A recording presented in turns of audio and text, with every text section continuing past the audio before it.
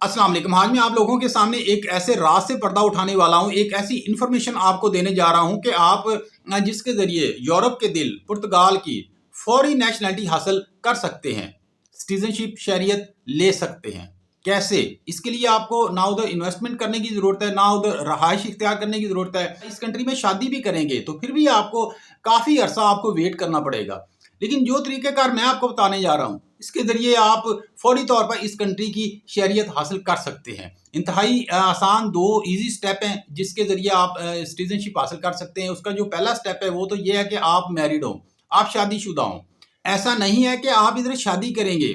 मैं ये नहीं कह रहा कि आपको फौरी नेशनलिटी मिल जाएगी, ऐसी बात नहीं है। लेकिन ये है कि जो तरीक़ेकार मैं आपको बताने जा रहा हूँ उसके लिए आपका मैरिड होना ज़रूरी है। ये सारी इन्फॉर्मेशन मैं आपको आगे चल के दूँगा। उससे पहले मेरी एक छोटी-सी रिक्वेस्ट ये होती है कि मेरी वीडियो को आप लाज़मी लाइक कर दें। अगर आप मुनासिब समझें तो मेरे कमेंट बॉक्स में कोई अच्छा-सा इस्लाही कमेंट कर दें ताकि मेरी भी इस्लाह हो सके और मेरे चैनल की भी। तो बढ़ते हैं इन्फॉर्मेशन की तरफ। आप सब लोग जानते हैं पुर्तगाल को। ये शेंगन ज़ोन में आता है। यहाँ की जो करेंसी है यूरो है, ये इसको यूरोप का दिल भी कहा जाता है। इसके बारे में मज़ीद कोई इन्फॉर्मेशन आपको बताने की ज़रूरत नहीं है। हर चीज़ इंटरनेट पर पड़ी हुई है। आप खुद समझदार हैं, स्टूडेंट्स को बहुत पता है। तो इसलिए मैं इन बातों में उलझाकर इस कंट्री की खूबियाँ बताकर मैं आपका टाइम ज़ाया नहीं करना चाह रहा। मैं डायरेक्ट आपको इन्फॉर्मेशन की तरफ लेकर जाता हूँ कि आप इस कंट्री की फौरी तौर पर 2 आसान स्टेप में कैसे इस कंट्री की सिटीजनशिप हासिल कर सकते हैं। मेरे भाई, किसी भी मुल्क की सिटीजनशिप अगर आप हासिल करें या आप वहाँ एप्लीकेशन दें तो उसके लिए 2-3 चीज़ें ज़रूरी होती हैं कि इन्वेस्टमेंट करें जो आपको नहीं करनी इस कंट्री में, या ये है कि इधर रहाइश इख्तियार करें, वो भी आप वेट नहीं कर सकते। स्टूडेंट वीज़े के ज़रिए भी इस तरह की कोई स्कीम नहीं है, कोई कुछ नहीं है। तो उसके लिए आपको सबसे पहले फौरी तौर पर इस कंट्री की शहरियत हासिल करने के लिए आपका शादीशुदा होना ज़रूरी है।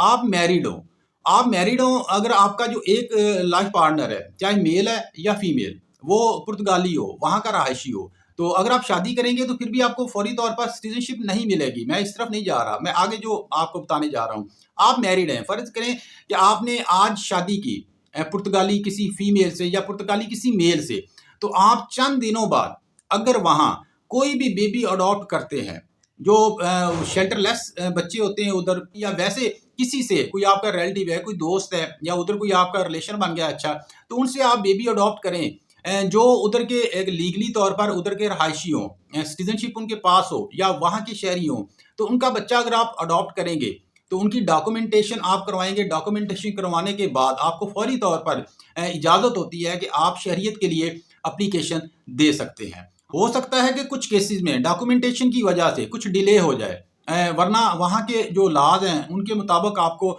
फौरी शहरियत मिल जाएगी।